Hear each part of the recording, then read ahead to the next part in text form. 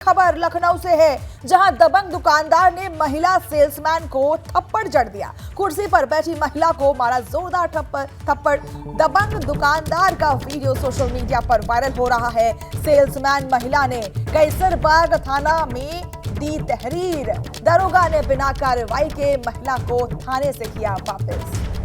तो दबंग दुकानदार की तस्वीरें सामने आ रही हैं। सेल्समैन महिला ने कैसरबाग थाने में दी तहरीर। दरोगा ने बिना कार्रवाई की महिला को थाने से वापस कर दिया है। और दुकानदार की ये तस्वीरें सामने आ रही है, जहां एक महिला को, कुर्सी पर बैठी महिला को थप्पड़ जड़ दिया, जिसके बाद कार्रवाई ना होने की कंप्लेन आ रही है। महिला ने तहरीर भी दी, लेकिन महिला को थाने से वापस भेज दिया गया बिना कोई कार्रवाई के आश्वासन के। तो दरोगा ने बिना कार्रवाई के महिला को थाने से बाहर भेज दिया है। दबंग दुकानदार ने महिला सेल्समैन को जोरदार थप्पड़ जड़ा है। कुर्सी पर बैठी महिला को थप्पड़ मारा गया, लेकिन उसके खिलाफ, उस दबंग दुकानदार के खिलाफ अभी तक कोई भी कार्रवाई नहीं हुई।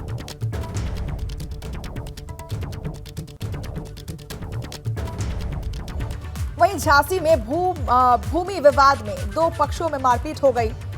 मामला कस्बा थाना क्षेत्र के चिरगांव का है, जहां जमीन विवाद में दो पक्षों में मारपीट हो गई। बताया जा रहा है कि भूमि विवाद का मामला फिलहाल कोर्ट में चल रहा है और कोर्ट का फैसला आना अभी बाकी है, लेकिन उससे पहले ही दो पक्षों के लोग आपस में भिड़ गए। वहीं मारपीट का वीडियो वायरल होने के बाद पुलिस मामले की छानबीन में जुटी हुई है। तो भूमि विवाद को लेकर के भिड़ंत हुई थी, बीच सड़क पर जमकर मारपीट होती है। मारपीट का वीडियो सोशल मीडिया पर वायरल हुआ। कोर्ट में चल रहा भूमि विवाद का मामला, लेकिन उससे पहले ही बीच रास्ते में मारपीट शुरू हो जाती है। कस्बा थाना क्षेत्र का यह मामला है। झांसी में भूमि विवाद को लेकर दो पक्षों में मारपीट होती है, लाठी डंडे चलते हैं। मामला कोर्ट के पास है, लेकिन इस मामले में दोनों पक्षों में मारपीट शुरू हो जाती है। बीच चौराहे पे ये मारपीट शुरू होती है।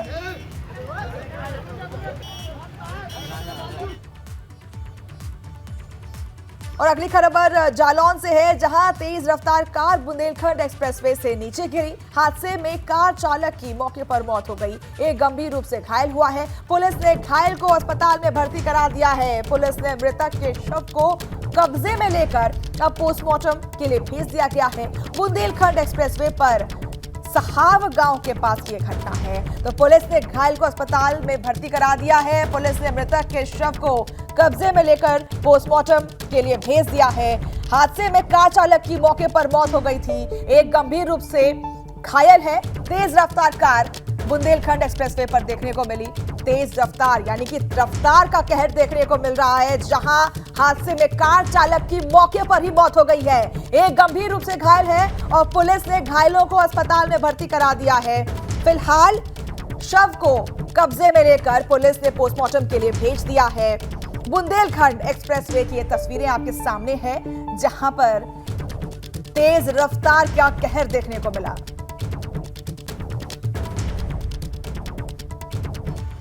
और अगली खबर कानपुर से है, जहां डीसीएम में टक्कर मारने के बाद ट्रक पलटा।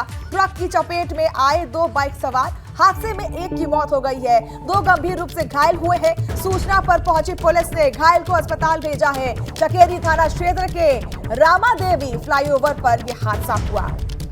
तो कानपुर की रामादेवी फ्लाईओवर पर यह हादसा हुआ है। हादसे में एक की मौत हो गई है। सूचना पर पुलिस पहुंची और घायलों को अस्पताल भेजा गया है। बुरे तरीके से तस्वीरों में आप देख सकते हैं किस तरीके से ट्रक पलटा हुआ नजर आ रहा है। हादसे में एक की मौत हो चुकी है, दो लोग गंभीर रूप से घायल हैं। घायलों का अस्पताल में इस वक्त इलाज चल रहा है और शव को एक शख्स की जो मौत हुई थी, उसके शव को पोस्टमार्टम के लिए फिलहाल भेज दिया गया है। कानपुर के रामादेवी फ्लाईओवर की घटना आपके सामने। वहीं कुशीनगर में ट्रक और एम्बुलेंस में जोरदार टक्कर होती है। एम्बुलेंस के ड्राइवर समेत एक अन्य गंभीर रूप से घायल हो जाता है। ओवरटेकिंग के चक्कर में यह हादसा हुआ। प्राइवेट एम्बुलेंस मरीज छोड़कर गोरखपुर से आ रही थी। लेकिन वहीं पर ट्रक और एम्बुलेंस की बीच में जोरदार टक्कर होती है। कुशीनगर पुलिस चौकी के अंतर्गत नेशनल हाईवे 28 हाईवे की यह घटना है, जहां एक एम्बुलेंस, प्राइवेट एम्बुलेंस और ट्रक के बीच में जोरदार भिड़ंत होती है, जिसमें 2 लोग जख्मी हो जाते हैं। कुशीनगर ट्रक और एम्बुलेंस में जोरदार टक्कर होती है और एम्बुलेंस के ड्राइवर समेत एक अन्य गंभीर रूप से घायल हो जाते हैं। दोनों को अस्पताल में भर्ती करा लिया गया है।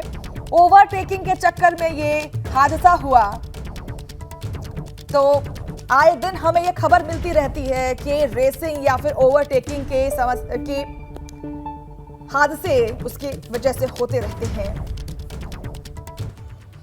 और अगली खबर गोंडा से है, जहां जिला प्रशासन अवैध कब्जेदारों पर लगातार बुलडोजर से कार्रवाई करने में जुटा हुआ है, जिससे अवैध कब्जेदारी और भूमाफियाओं में हड़कंप मचा हुआ है। कर्नलगंज तहसील क्षेत्र के तालाब की जमीन पर अवैध तरीके से कब्जा किए गए 11 मकानों पर बुलडोजर से कार्रवाई की गई। साथ ही अन्य कब्जेदारों पर प्रशासन ने 3,48,000 का जुर्माना लगाया है। साथ ही FIR भी दर्ज कर ली गई है। तो लगातार प्रशासन का पीले पंजे की कार्रवाई जारी है। आप देख सकते हैं किस तरीके से कुर्की की कार्रवाई की जा रही है, बुलडोजर की कार्रवाई देखी जा रही है। भूमाफियाओं पर पीला पंजा का प्रहार देखने को मिल रहा है और मौके पर तमाम प्रशासन भी वहां मौजूद है।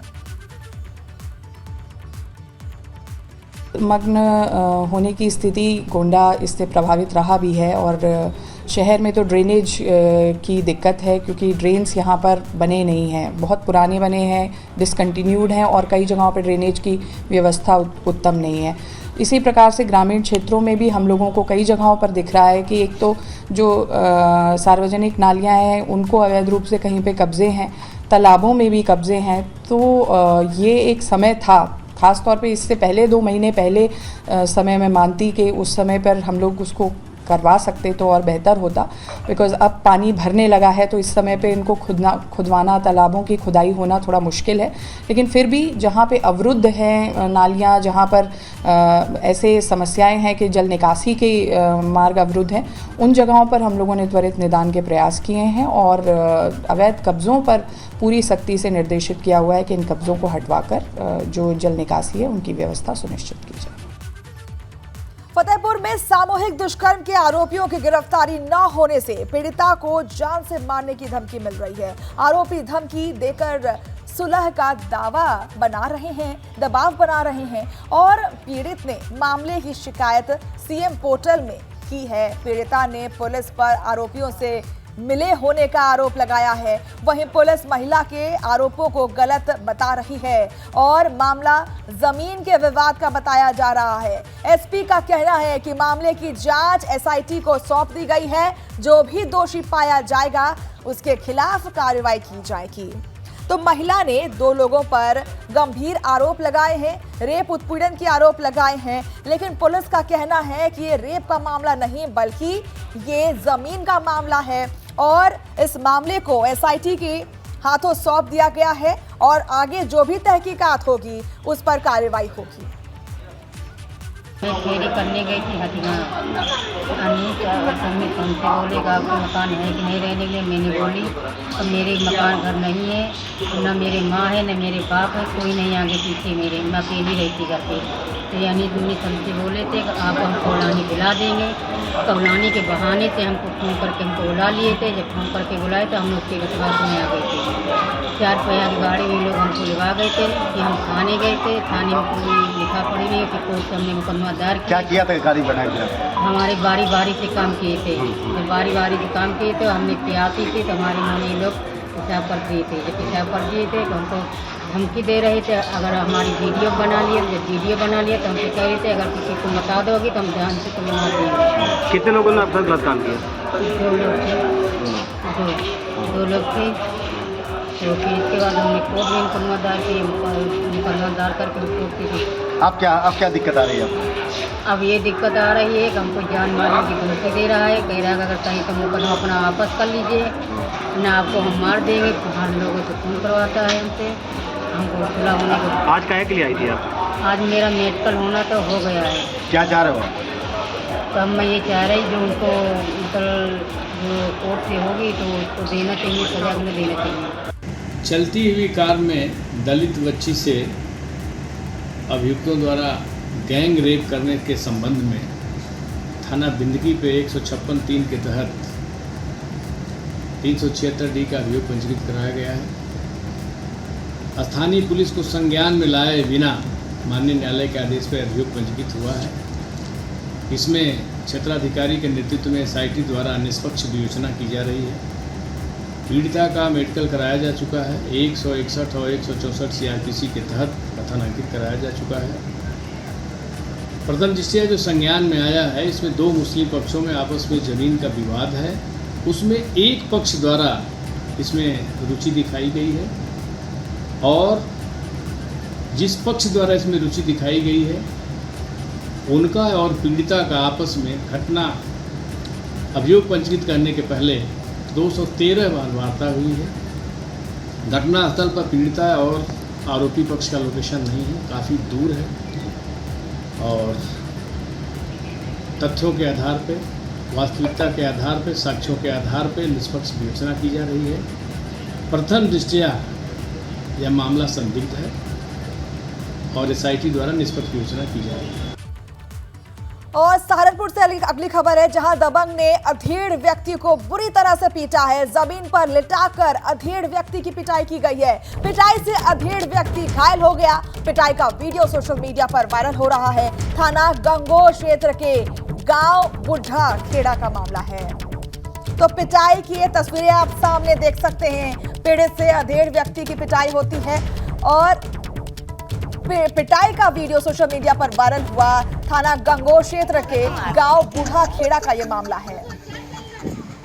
तो दबंगों ने अधेड़ व्यक्ति की पिटाई कर दी है। तस्वीरें आपके सामने हैं।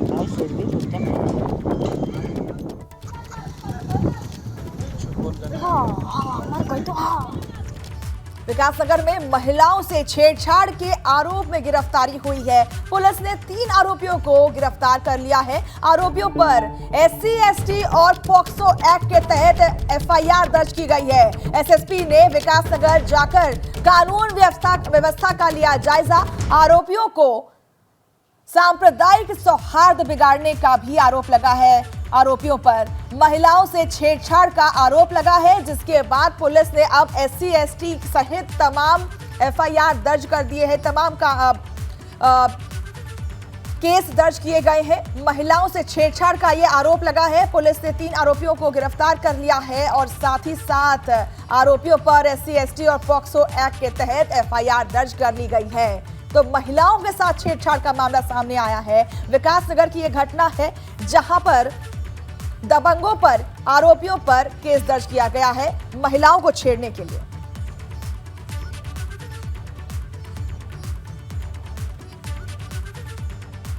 इस मामले में दोनों पक्षों की तरफ से हमने मुकदमा पंजीकृत कर लिया है और उसमें प्रभावी रूप से हम लोग विधिक कार्रवाई सुनिश्चित करेंगे। पर्याप्त पुलिस बल यहाँ नियुक्त कर लिया गया है, तैनात है और एक क्षण प्रतिक्षण के घटनाक्रम पर मैं स्वयं इस समय जो है विकासनगर में हूँ और आपको अवगत करा दूँ कि आज हमने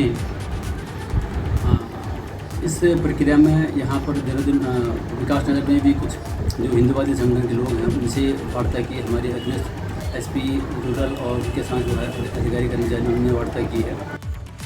अब एक खबर मुरादाबाद से है, जहां सपा सांसद डॉक्टर ST हसन ने कहा है कि मुसलमान यूनिफॉर्म सिविल कोड को नहीं मानेगा। उन्होंने कहा है कि अगर केरल के राज्यपाल आरिफ मोहम्मद खान खुद को कुरान से ऊपर मानते हैं और कुरान के हुक्म को गलत समझते हैं तो उन्हें सलाह है कि वो इस्लाम को छोड़ दें। फिल्म 72 हूर पर उन्होंने कहा कि अब फिल्में भी राजनीति कर रही है। हूरों के बारे में गलत भ्रम फैलाया जा रहा है। ST हसन ने कहा है कि 2024 के लिए भाजपा के पास रोजगार या कारोबार और विकास मुद्दा नहीं है। वो हिंदू मुस्लिम करके चुनाव जीतना चाह रही है, लेकिन अब जनता इनके झांसे में नहीं आने वाली। तो सपा सांसद ST हसन का बड़ा बयान आया है सामने। फिल्म 72 हूरों के बारे में कहा कि ये गलत संदेश दिया जा रहा है। मुसलमान यूनिफॉर्म सिविल कोड को नहीं मानेंगे, ऐसा कहा जा रहा है एसटी हसन की तरफ से। भाजपा के पास चुनाव लड़ने के लिए और कोई मुद्दा नहीं है। भाजपा सिर्फ हिंदू मुस्लिम की राजनीति करना चाह रही है, ऐसा भी आरोप लगा रहे हैं एसटी हसन। सपा के सांसद हैं एसटी हसन और उन्होंने गंभीर आरोप लगाया है भाजपा के ऊपर। उन्होंने कहा है कि यूनिफॉर्म सिविल कोड की तरफ से के माध्यम से गलत संदेश समाज में फैलाया जा रहा है और मुसलमान, भारत के मुसलमान यूनिफॉर्म सिविल कोड को नहीं मानेंगे। हमारे कि जैसे कि भाई बहन में शादी हो जाती है, मामा भांजी में हो जाती है, एक औरत 4-4, 5-5 पति रख सकती है, इस बात की इन्होंने फिक्र करी। लेकिन इस्लाम को मानने वालों के लिए क्या कर रहे हैं, मुसलमान के लिए क्या कर रहे हैं?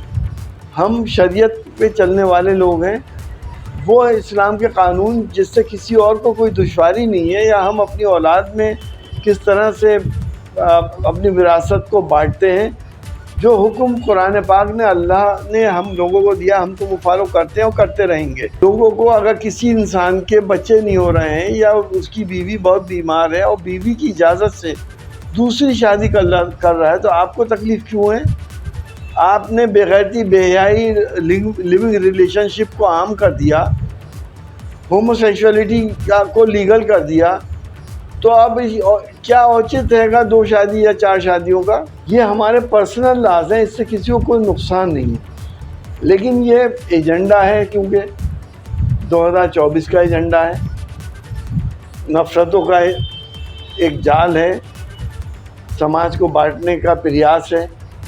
हम इसकी सख्त से सख्त मुखालफत करते हैं। तो खबर हल्द्वानी से है, जहां हल्द्वानी के चोर गलिया में ताश के पत्तों की तरह कार बह गई। शेर नाले में उफान में आने के चलते बही कार और कार चालक ने कूदकर अपनी जान बचाई है। पहाड़ों में तेज बारिश से शेर नाला उफान में है, जान जोखिम में डालकर नाला पर पार कर रहे हैं लोग। तो नाले में कार बह गई। तस्वीरों में आप देख सकते हैं कि किस तरीके से पानी का सैलाब आप देख सकते हैं, तीव्रता आप देख सकते हैं पानी की, करंट देख सकते हैं आप पानी की। उसी बीच एक कार बह जाती है। शेर नाले में उफान के चलते कार बह गई। तस्वीरों में आप देख सकते हैं, हम आपको दिखा रहे हैं कि किस तरीके से कार बहती हुई नजर आ रही है सैलाब में।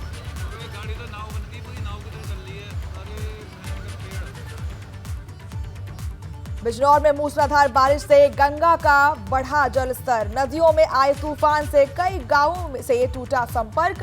पानी के उफान को रोकने के लिए प्रशासन ने लगाई है जेसीबी मशीनें। कई गांवों में बाढ़ का खतरा देखने को मिल रहा है और थाना बढ़ापुर के नटका नदी का ये मामला है।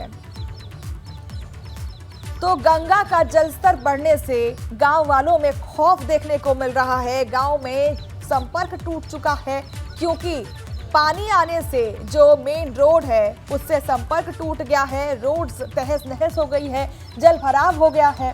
नदियों में तूफान आने से कई मकानें ढह गई, कई रोड्स ढह गए और आप देख सकते हैं कि नदी के जलस्तर बढ़ने से कटान भी शुरू हो गया है। कई रास्ते जलमग्न हो गए हैं, तालाब में तब्दील हो गए हैं। नदियों में आए तूफान से गांवों से टूटा संपर्क। उधम सिंह नगर में तेज बारिश के बाद कल्याणी नदी का जलस्तर तेजी से बढ़ता जा रहा है, जिसको लेकर कल्याणी नदी किनारे रह रहे लोगों की चिंता बढ़ जाती है और कल्याणी नदी के किनारे करीब 700 मकान बने हुए हैं। 2 साल पहले भी जब रुद्रपुर में बाढ़ आई थी, तब कल्याणी नदी के उफान ने भारी तबाही मचाई थी। लेकिन अब एक बार फिर से नदी किनारे रहने वाले लोगों को किसी अनहोनी का डर सता रहा है। वहीं डीएम ने बढ़ते जलस्तर पर कहा, हमारी पूरी नजर है, हम तैयारी कर रहे हैं।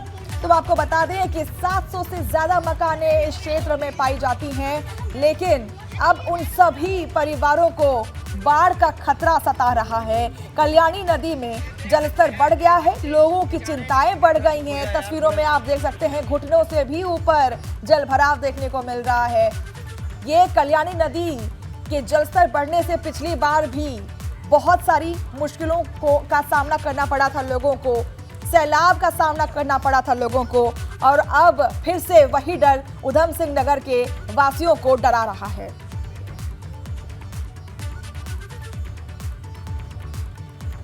वहीं मुरादाबाद में बारिश के बाद भरभरा कर गिरी दीवार गिरने का वीडियो सोशल मीडिया पर वायरल हो रहा है।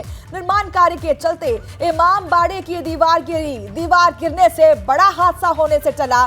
थाना नागफनी इलाके के नई सड़क चौराहे का यह मामला है। तो तस्वीरों में आप देख सकते हैं किस तरीके से भरभरा करके ये मकान गिरी, ये दीवार गिरी, और बारिश के बाद ये दीवार ढह जाती है।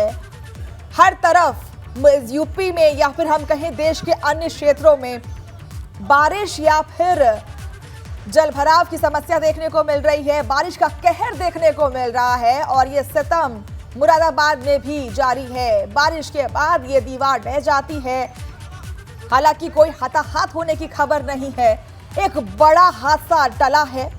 बारिश के बाद भरभरा कर ये दीवार गिर जाती है। दीवार गिरने का वीडियो सोशल मीडिया पर वायरल हो रहा है। बारिश के बाद ये दीवार गिरी थी। बिजनौर में मूसलाधार बारिश से एक मकान की गिरी दीवार के मलबे में दबी मासूम बच्ची, मलबे में दबने से बच्ची ने तोड़ा दम। बच्ची की मौत से परिवार में कोहराम मचा हुआ है। थाना कोतवाली शहर के निजामतपुरा गांव का ये मामला है। तो दीवार के ढह जाने से एक मासूम फंस जाती है मलबे में, लेकिन उस मलबे में बच्ची ने दम घुटने की वजह से उसकी मौत हो गई। बच्ची की मौत से परिवारजनों में कोहराम मचा हुआ है। थाना कोतवाली शहर का यह मामला है। मलबे में दबने से बच्ची की मौत हो गई। मूसलाधार बारिश से मकान की दीवार गिर गई थी, जिसके बाद उस मलबे में दबने से बच्ची की मौत हो गई।